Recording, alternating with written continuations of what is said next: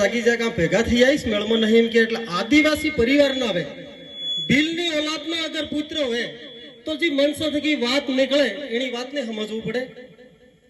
હું વાત ચાલુ કરું। મંચ પર વિરાજમાન हमारा आदिवासी पुरखाई बिरसा मुंडा, तात्या मामा, गुरु गोविंद महाराज एवं हमारे संविधान के निर्माता बाबा साहेब मामा बालेश्वर दयाल, हमारे बढ़ती बंगती के आंदोलन क्रांतिकारी, उनका मेरा मन की गहराई से लाख लाख अभिनंदन जोहार करता हूँ।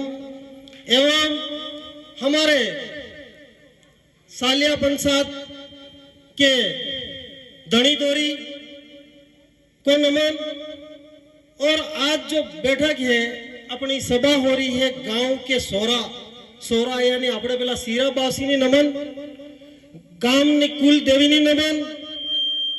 आज सब पधारी गाम ढाणी ढाणी थकी युवा शक्ति क्रांतिकारी आदिवासी परिवार ना कार्यकर्ता एवं हमारे बांसवाड़ा जिला संभाग प्रभारी एवं जिला बांसवाड़ा के प्रत्याशी राणा साहब, मेरा सबको आदर जोहार करता हूँ। एवं पंडाल में बैठी महिला शक्ति को भी मेरा जोहार। हम आदिवासी परिवार तो कहते आ रहे, करते आ रहे, बोल भी रहे। हम भील भी यूं कह रहे। हम गुरु गोविंद के भक्त हैं, अनुयायी हैं, मामा बालेश्वर के अनुयायी हैं, मावजी महाराज के अनुयायी हैं। सब बातें करजे अपने गड़ा ने गड़जी ने बाबा ने बापजी ने हत्ता बात करे।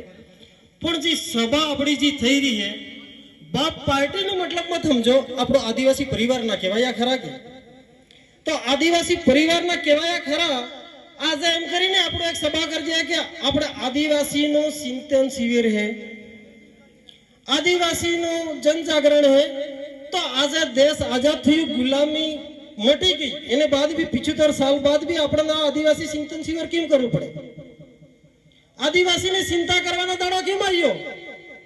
एनी बात पर चर्चा करवा बदले આપણે सही ढंग तक अगर बेहंगा ने कोई काई मन से पर आवीने कोई बोलेगा नी बात ने ध्यान में रखेगा तो आवती पीढ़ी ने आपको अगर जागृत करी सकेगा या अपनो स्टैंड बढ़ावी सकेगा।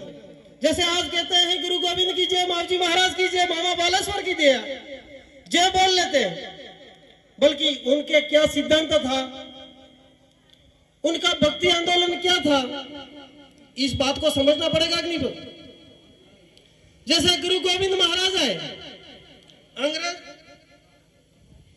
अंग्रेजों के राज में इन्होंने 1,80,000 मैथ कोटवाल बनाए और मानगढ़ पे जाके हम धोनी गोडी और उनके भक्ति आंदोलन चल रहा था।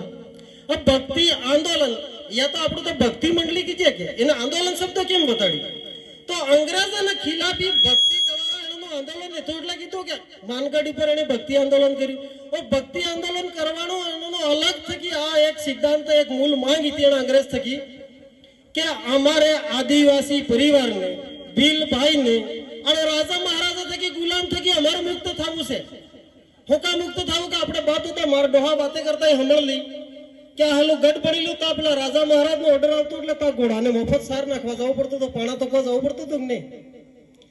તો એના થકી એના રાજા મહારાજા થકી મુક્ત થવા બદલે ગુરુ ગોવિંદ મહારાજે एक 1913 इन पहलनो जी 1,80,000 गामो गामो मैथ कोटवाल बनावीने एक भक्ति आंदोलन कर्યું કે ઈ અણા રાજા મહારાજા થકી મુક્ત થવા બદલે કર્યું।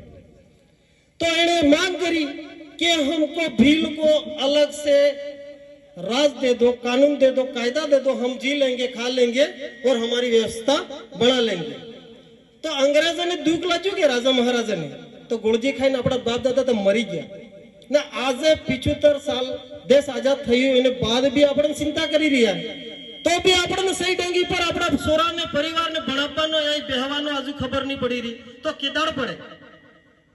एक 5वीं मंत्री का एक छोपड़ी में कहानी बने तो कि ब्लू व्हेल एक संसार में सब तक मोटू जनावर यानी माछली कहवाती थी।